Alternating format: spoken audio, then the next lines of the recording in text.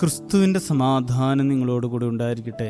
വചനകിരണത്തിലേക്ക് ഏവർക്കും സ്വാഗതം. മനോഹരമായ നർസസിസ് പൂക്കളെക്കുറിച്ച് ഒരു കഥയുണ്ട്. ഗ്രീക്ക് പുരാണത്തിലെ ഐതിഹാസിക സുന്ദരനായ യുവാവാണ് നർസിസസ്.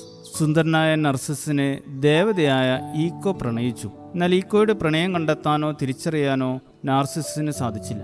അയാൾ അവളെ തള്ളിക്കളഞ്ഞു. ഒരിക്കൽ നാർസിസ് വെള്ളം കുടിക്കാനായി നദിക്കരയിൽ ചെല്ലുമ്പോൾ തെളിഞ്ഞതും ശാന്തമായും കിടക്കുന്നതുമായ വെള്ളത്തിൽ അയാളുടെ തന്നെ പ്രതിരൂപം കണ്ടു. വെള്ളത്തിൽ നിന്ന് ഒരു ദേവത തന്നെ നോക്കുകയാണെന്ന് വിചാരിച്ച് അയാൾക്ക് അതിനോട് പ്രണയം തോന്നി. എന്നാൽ അയാൾ സംസാരിച്ചിട്ടും പ്രതിരൂപം മറുത്തൊന്നും പറഞ്ഞില്ല. തൻ്റെ അടുക്കിലേക്ക് വിളിച്ചിട്ടും പ്രതിരൂപം അടുത്തു വന്നില്ല. അയാൾക്ക് വലിയ സങ്കടമായി, പ്രണയ നൈരാശ്യമായി. അദ്ദേഹം സങ്കടത്തോടെ തിരികെ പോയി. ദിവസങ്ങൾ കഴിഞ്ഞുപോയി. പ്രതിരൂപത്തിന്റെ പ്രണയം നഷ്ടമായ വേദനയിൽ അയാളുടെ ഊണും ഉറക്കവും എല്ലാം നഷ്ടമായി. അങ്ങനെ ഒരു ദിവസം അയാൾ നദിക്കരയിൽ മരിച്ചു കിടക്കുന്നതാണ് എല്ലാവരും കണ്ടത്.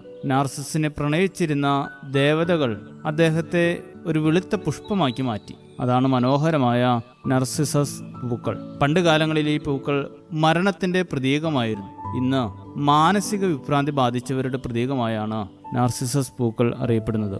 മറ്റുള്ളവരുടെ സ്നേഹം തിരിച്ചറിയാതെ തന്നെ സ്നേഹിച്ച നർസിസസിനെ പോലുള്ളവരാണ് ഇന്ന് പലരും. അവർക്ക് മറ്റാരെയും സ്നേഹിക്കാനോ മറ്റുള്ളവരുടെ സ്നേഹത്തെ തിരിച്ചറിയാനോ കഴിയാതെ പോകുന്നു. മറിച്ച് അവർ ജീവിക്കുന്നത് മുഴുവനും അവരവർക്ക് വേണ്ടി മാത്രമാണ്. നീ നിന്നെ എങ്ങനെ സ്നേഹിക്കുന്നുവോ അതുപോലെ തന്നെ നിന്റെ അയൽക്കാരനെ സ്നേഹിക്കണമെന്നാണ് ക്രിസ്തുവിന്റെ മൊഴി. പ്രകടിപ്പിക്കാത്ത സ്നേഹം നിരർത്ഥകമാണ്. പിശുക്കന്റെ ക്ലാവ് പിടിച്ച നാണ്യശേഖരം പോലെ ഒരു ഉപയോഗവും അതുകൊണ്ടുണ്ടാകില്ല.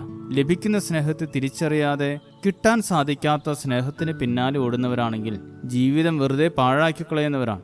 ജീവിച്ചിരിക്കുമ്പോൾ നൽകാത്ത സ്നേഹചുംബനങ്ങളും പനിനീർ പുഷ്പങ്ങളും മരിച്ചു കഴിഞ്ഞ് നൽകുന്നതിൽ എന്തർത്ഥമാണുള്ളത്? സ്നേഹമെന്ന ആഴമേറിയ പദം പരാജയപ്പെടുന്നത് സ്നേഹിക്കാതിരിക്കുമ്പോഴല്ല, മറിച്ച് നമ്മെ സ്നേഹിക്കുന്നവരെ തിരിച്ചറിയാതിരിക്കുമ്പോഴും ഉള്ളിലെ സ്നേഹം പ്രകടിപ്പിക്കാതെ അവഗണിക്കുമ്പോഴുമാണ്. നമുക്ക് വേണ്ടി മാത്രം ജീവിക്കുന്നവരാകാതെ മറ്റുള്ളവരെ കൂടി ജീവിതത്തിൽ പരിഗണിക്കുവാൻ, സ്നേഹിക്കുവാൻ കഴിയുക എന്നതാണ് ക്രിസ്തീയത. ആധുനിക കാലത്ത് സ്നേഹത്തെ തിരിച്ചറിയേണ്ടിയിരിക്കുന്നു. പ്രകടനം മാത്രമായ സ്നേഹവും മനസ്സ് കവിഞ്ഞൊഴുകുന്ന സ്നേഹവും വ്യത്യസ്തങ്ങളാണ്. യഥാർത്ഥ സ്നേഹത്തെ തിരിച്ചറിഞ്ഞ് പങ്കുവയ്ക്കുവാൻ സാധിക്കട്ടെ. ശുഭദിനം നേരുന്നു. ദൈവം അനുഗ്രഹിക്കട്ടെ. സ്നേഹമെന്ന വാക്കിനർത്ഥം ഭൂമിയിൽ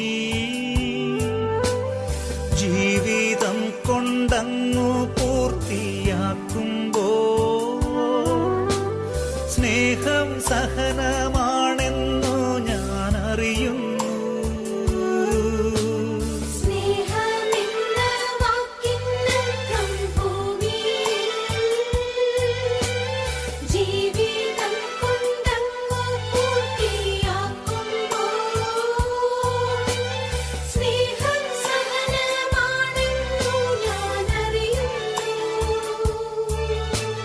സ്നേഹം മരണമാണെന്നു ഞാൻ കാണുന്നു.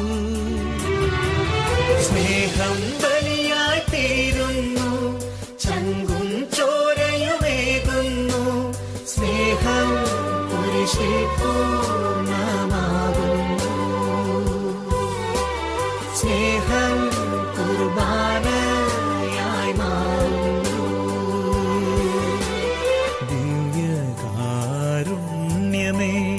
ദൈവമേ, ദിവ്യകാരുണ്യമേ, സ്നേഹമേ, ദിവ്യകാരുണ്യമായി എന്നെ തേടിയെത്തുന്ന ഈശോ, അങ്ങേ ഞാൻ ഇന്നാരാധിക്കുന്നു.